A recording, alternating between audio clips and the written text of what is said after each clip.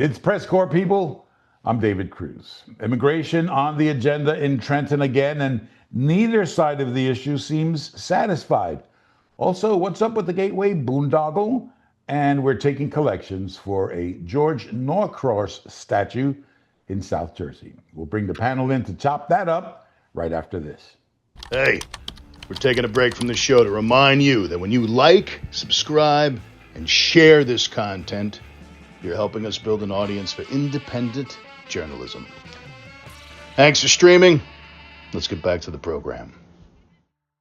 Let's welcome the panel now. Daniel Hahn is the New Jersey reporter for Politico.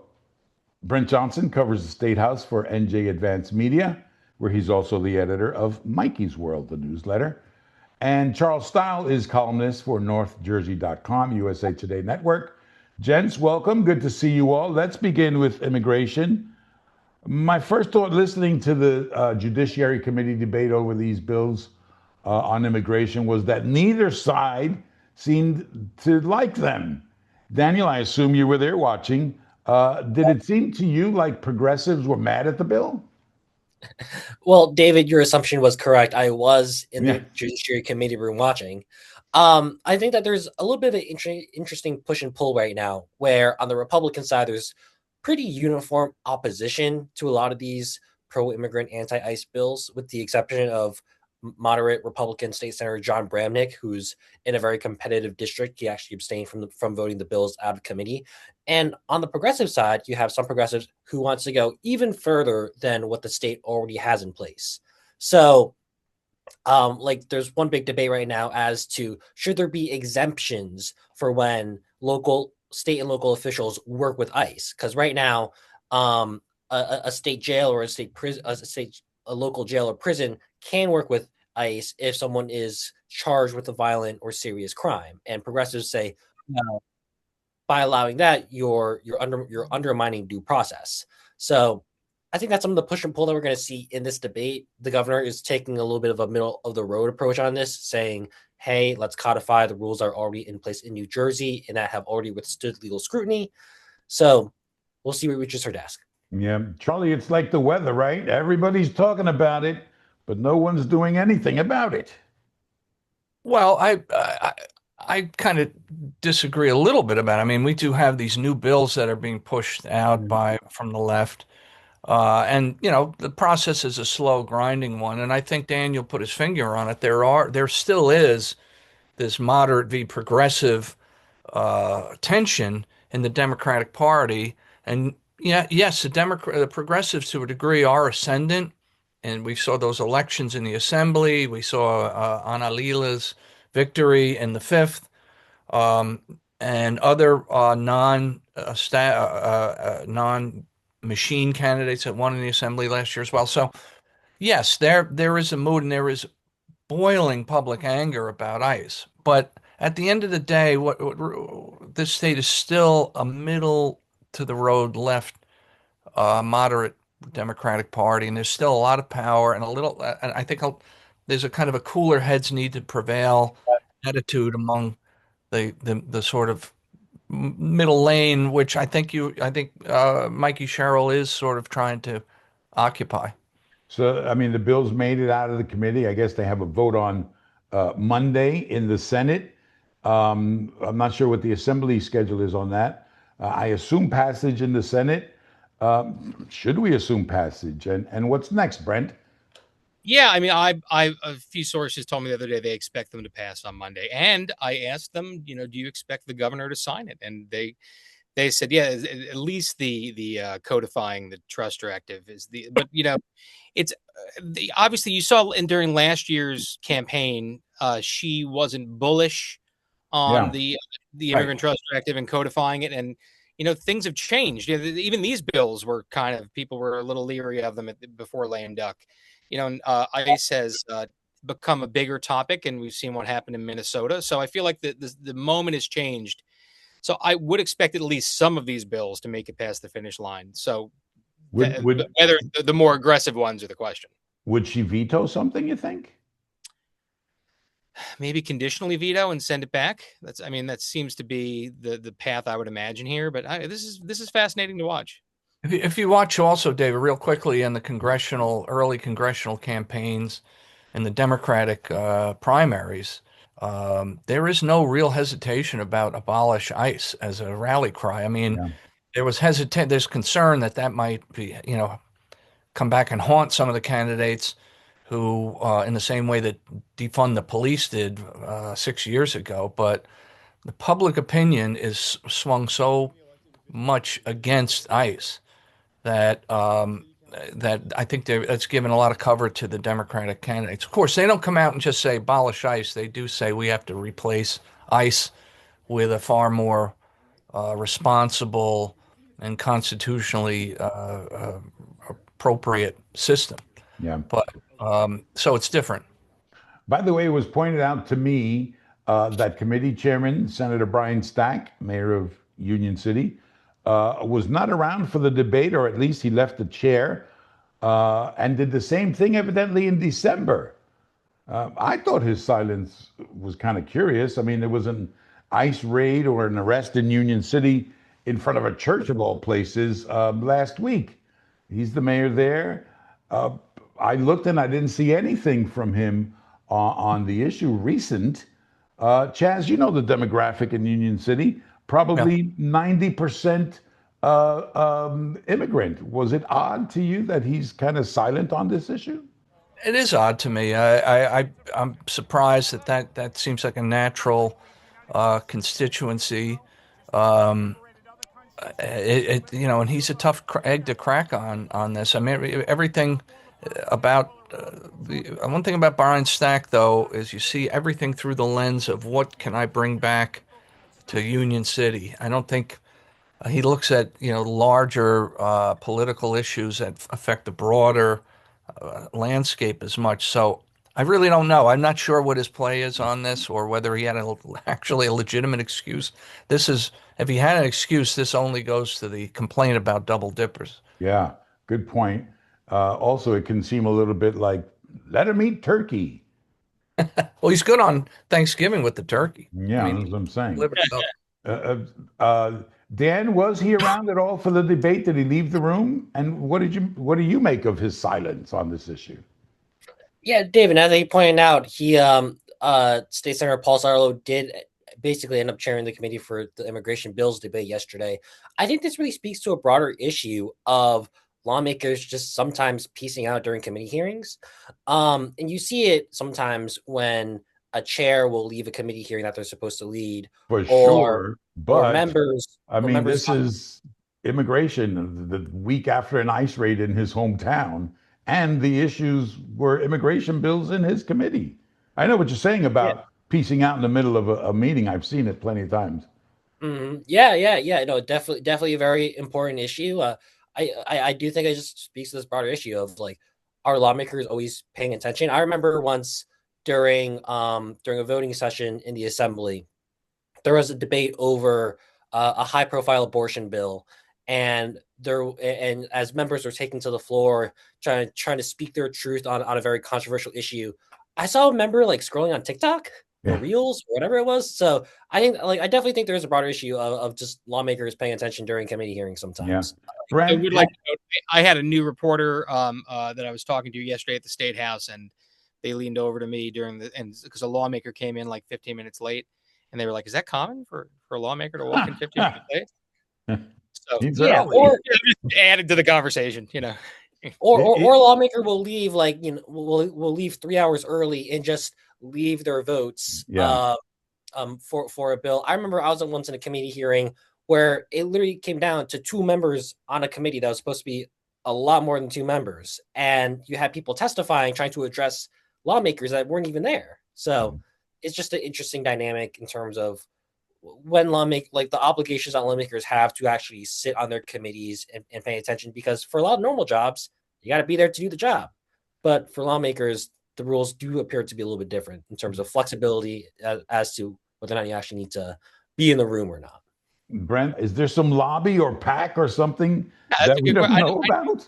I don't know. You would think that he's also a very visible and rising. He's gotten more power in recent years, Brian Stack. So I don't know. I don't know if it still speaks to the fact that even though polls still show that this is an issue that more people are getting against, meaning more people are thinking ICE is going too far. It's still, it can be a touchy topic to even Democrats. But I don't. As we get closer to the midterms, I imagine ICE is going to become a more salient issue even more. Yeah. All right, let's move on. Sue Altman running in Bonnie Watson Coleman's seat, or running for Bonnie Watson Coleman's seat in the is that 12th? 12th. Yes. 12th congressional. Yep. Yeah. Primary has like a dozen or so candidates. 17. How many? 17. I know, because I moderated a forum on Sunday with 17. Wow. I slept until about noon the next day. I was going to say.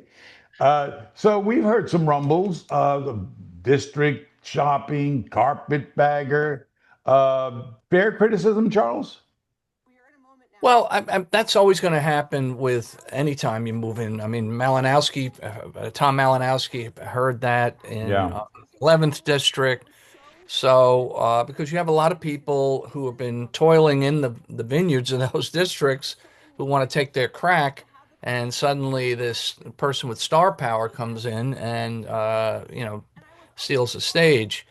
I know that Sue came to the Princeton Community Democratic Organization on Sunday night, the event I just mentioned, and she won pretty handily the straw vote at the end. That's all in part because has a lot of supporters there from her run in against Tom Kaine a couple of years ago. A lot of donors, a lot of supporters in the Princeton area. I've heard, a little grumbling from people particularly in the Mercer County wing of the district. Yeah. There are people who've been wanting to bump up, and there are people who are their patrons who want them to bump up so they can create some space for the next in line. So that's typical. We'll see how it plays out. Dan, she's raising money like crazy, and I guess has the best name recognition out of the group, right? Yeah, I definitely think that I think she's one of the front runners, to the extent that there is one in the CD12 Democratic primary. I think that you've seen her raise a lot of money. You've seen Dr. Adam Hamilton. Forgive me if I'm mispronouncing his last name. The gentleman who saved Senator Tammy Duckworth's life and is an Army veteran and surgeon. But I think that no one's going to take anything for granted in this race. It's a really crowded field. There's a lot of money. You have a really ambitious capital D Democratic bench. So I think it's going to make for a really interesting fight until the June primary. And the 12th congressional district is very diverse in every sense of the word. You have everything from the affluent suburb of Princeton to the city of Trenton, and it stretches all the way from the Delaware River to Plainfield. So there's a lot going on here. Very interested to see what happens. And as for the claims of carpetbagging, she's definitely out of the district, but Ewing to Lambertville is only a 20-minute drive. So not as far as one of the prettiest drives. Very pretty drive along Route 29. I used to live in Lambertville. It was very lovely. And there's a kind of a political geographic affinity with that area. A lot of people in Princeton and Lambertville, Mercer County have a connection to that area. So I don't think it's also has a limited reach to it. I think it's also less offensive now to people if you go from district to district. I don't think that Tom Malinowski lost because people were like, "Oh, didn't you run in the other district?" That's exactly right. I mean, Tom Malinowski lost because AIPAC dumped $2 million into the race and hit him hard. Yeah. I mean, and then also Anna Lila was a pretty aggressive and energized organizer. Yeah, so it wasn't because he was a carpetbagger as much. Really, I don't think that really resonated as much as people thought. Yeah. And speaking of Ana Lilia, Brent, it's not like Sue Altman is the only progressive insurgent in this race. Everyone in this race is coming at it from the left, right? Yeah, it's certainly not a purple district. Like even the 11th not really a purple district anymore, but the 7th certainly is, where Altman ran last time. So she can be. I remember there was like a little bit of a hubbub that people were calling her a progressive advocate in the 7th district. That's she's a progressive advocate, Sue Altman, and some people were like, well, that's a too left a label for that district. and she doesn't have to do that in this district. I mean, it's the district I live in, and you can tell it's certainly not the 7th district. Yeah. It's much more welcome to be left leaning. In fact, if anything, most will be left leaning, and you could have something the opposite of what happened in the 11th. It seemed the 11th where the progressives all rallied around on Lilia and the moderate vote split. This might be the opposite here. You might see the progressive votes splitting and maybe a moderate getting it, but who knows? This is no one expected the 12th district to be a thing this year. So Bonnie Watson retiring, and so now to see 17 candidates, which is the post-line world once again. But it's like this is new in New Jersey. 17 candidates. How do it's not even a baker's dozen.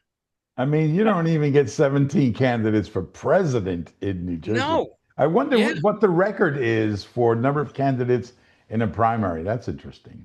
That's a good question. Let's go to the Gateway Tunnel Boondoggle. I'm calling it that now because it's a cool word. What is happening there now, Brent? Let me stay with you. Yeah. So a judge ordered the Trump administration to release the funding. Right. So Trump did release the funding, but not without putting out a Truth Social post saying this is a terrible project. We have to watch for cost overruns. He used the word boondoggle, and then Cheryl, fighting back at him, said it'll only be a boondoggle if you make it a boondoggle. Yeah. And so now all of us have to have that word stuck in our head for the next few weeks. But so right now the funds are flowing and construction's supposed to start next week. But this is still going to be a political football issue because it seems like as Trump is making it one, he doesn't believe this. Either he's upset with Democrats or he doesn't believe in the project. And even though he's from New York, it looks like he's still going to make this an issue. And the question is, how does that affect Republicans like Tom Kaine, who is running for re-election in a commuter-heavy district? Yeah. So again, I also don't think that Democrats are, even if Gateway now does have money and construction going in, I don't see them dropping this issue because this is something they can run on. So I don't think this is the last you've heard of Gateway as a political issue. And although some of the union workers were ready, like, please give him what he wants, just so I can get a paycheck and feed my kids. Yeah. I mean, which is to me one of the more bizarre elements of this. These are people who voted for him, right, in historic numbers, and he's screwing them. I do wonder if we're going to see this push and pull over the next couple of years with the Trump administration and Gateway, where you have New York and New Jersey congressional Democrats and congressional Republicans who support funding this project, will put money aside for this project via legislation, and then a Trump administration that is just trying to really kill the project, make it a boondoggle, or really come up the works in terms of funding. Can I say one final thing? I mean, this is political gold for Mikey Sherrill, because right now you have people queuing up 45 minutes in Hoboken because of the Portal Bridge construction, and they're pissed off about that. This is another transit headache. And you have Trump over here playing, these mercurial games about the boondoggle Gateway. So this gives her an opportunity to just point the finger of blame at him for the whole thing. Once again, I apologize for using the word boondoggle. We're sticking with transportation. You think Charles, NJ Transit, Phil Murphy left office still breathing, while not entirely fixing NJ Transit. You think that Chris Kalari is the answer? Well, I think he's widely respected in both parties. He has a long track record. I think he's a kind of a stabilizing force who has a lot of ability to pick up the phone and talk to everybody in both parties. And he seems to be proactive. He's like one of those guys. You always see him at the scene of a new infrastructure project. Yeah, I mean, look, it's a no-win job right now for the next decade. Whoever takes that job better have a thick skin and be prepared to be blamed for a lot. So if anybody's equipped to do the job, it's him. All right, running out of time here. Quick answers. The AG says she won't appeal the corruption case against George Norcross. Dan, your headline was Norcross wins. So are Cheryl and Norcross going to be friends now? For some reason, I had that song "Why Can't We Be Friends" playing in my head. Yeah, good. War 1972, I think. Go ahead. Well, I think that what we've definitely seen is that Cheryl and Norcross have an appetite to work together. And it makes great sense to an extent because Norcross still has a lot of influence in South Jersey and the South Jersey legislative delegation, and Mikey Sherrill's the governor. Yeah. We've seen Norcross work with Murphy, Christie, Corzine, Greavy. And what I thought was really interesting is that the governor actually told reporters that she had spoken with Norcross about making the state more affordable. Charlie, he's a folk hero now, right? No socks and all that. Sitting in the front row at the presser announcing his indictment. Folk hero? Yes. Well, sockless folk hero. Maybe. I don't know. I don't know how to define that. But sockless folk hero. Folk hero for the sock. He is, he has really endured the test of time here. And I think, to Dan's point, we'll see how she maneuvers. She being Governor Sherrill. The relationship. I think she has two things. One is he still has it's a smaller block of voters from South Jersey, but still enough to create havoc. And he could also be useful in being a check on Middlesex, Union, North Jersey blocks of voters. If he's still a player, so there's no way to really get around that. Yeah. All right. County convention season in New Jersey. Dan, I know this is your favorite time of year. Top of the ticket for the Republicans is Alex Zidane, the best the GOP is going to be able to do against Booker. It does appear that Zidane is the front runner right now. It was announced that he got the endorsement of the Passaic County Republicans. Yeah. And it used to be that getting the endorsement of county parties was the end all be all. I don't think that's the case anymore, but I think what we're definitely seeing is that there isn't much of a bench for Republicans to run for Senate. So if you tell me that,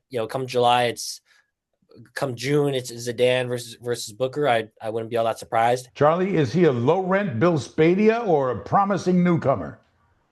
I don't think I think he's certainly adopts some of the rhetoric of the left, but he's not Bill Spadea. He's not that kind of level of bomb thrower. Yet we haven't seen much, but I don't put him in that category. And he's, he knows how to handle himself in front of a camera. He has that kind of poise, and he's at this point, willing to be the party sacrificial lamb. Nobody else seems to be wanting to step up. And so I think in his view, it's all upside. I can get a lot of, this is going to be my first really big rodeo if I catch, and I can only build an operation from here on out. I don't see him, Booker's going to be really a tough mountain to climb. Yeah. And so why not take a shot? Is there, Brent, a certain amount of, hey, he's taking one for the team this time around? There is a thought that, that no one in the Republican Party really thinks taking down Booker is a serious threat. Right. So maybe he's trying to build something, maybe running for governor, or maybe just help making sure they don't lose down ballot races. That's one thing I heard, that they have to make sure that even if they lose the top of the ticket, they have to win other races. Right. I've also heard a few other names. There's a few other names. Alina Habba has been mentioned, but I don't see her running. And then Vinnie Brand, the owner of the Stress Factory, the comedian, he's also another one. But it looks like Zidane will at least be a bigger player than he was in the last Senate race. Yeah. All right. I'm running out of time. So again, I admonished you, gentlemen. Short answers. Okay. All right. And no interruptions. That's my fault. I'm running out of battery power, so I'm just putting my plug in. No, please continue. Museum of the Moving Image in Queens, honoring the Sopranos from Jersey. We're going to save Brent for last on this one. Charlie, quickly, celebrating the Sopranos. Artistically, maybe, yeah, but not a very positive depiction of New Jersey, right? No, but that is a great series. It's almost literary in scope. So, yeah, and if you don't like it, hey, this is Jersey. Take off, get lost. Get out of here. Dan, you're from Central Jersey. You ever watch the show? I actually never got into the show, but I understand most of the references. You and Brent should. I'm going to get to So worth honoring, Dan? Worth honoring The Sopranos as a show? David, as a former New Jersey governor once said, we're from Jersey, baby, and you're not. Oh, my God. Brent, you've been clear on this issue, but as a pop cultural touchstone, are The Sopranos worthy of honor? No, of course, it's up there with Springsteen in terms of what people represent New Jersey. I just have never seen it because I don't have time to watch an hour drama series every week. Thank you for taking me to my final question of the day. Again, quick answers. Springsteen about to hit the road, no Kings tour. Is he musically meeting the moment or making a quick buck, Brent? No, I think this is, Bruce is, he was at the No Nukes concert in the 70s. He's always met the moment musically. I'm still impressed that at his age he can still go out there and play 3-hour shows because that's not, ask Billy Joel. That's not easy. I saw 4 hours of Bruce Springsteen in 2016. Dan, Bruce Springsteen meeting the moment?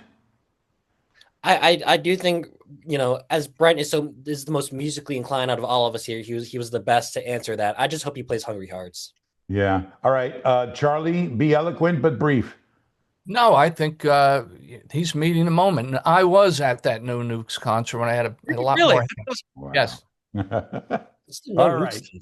PRESSCORE is done for the week. Dan, Charles, Brent, good to see you all. Thank you very much. And thanks to all of you, of course, for streaming, liking, and subscribing already. I'm David Cruz. We'll see you next week.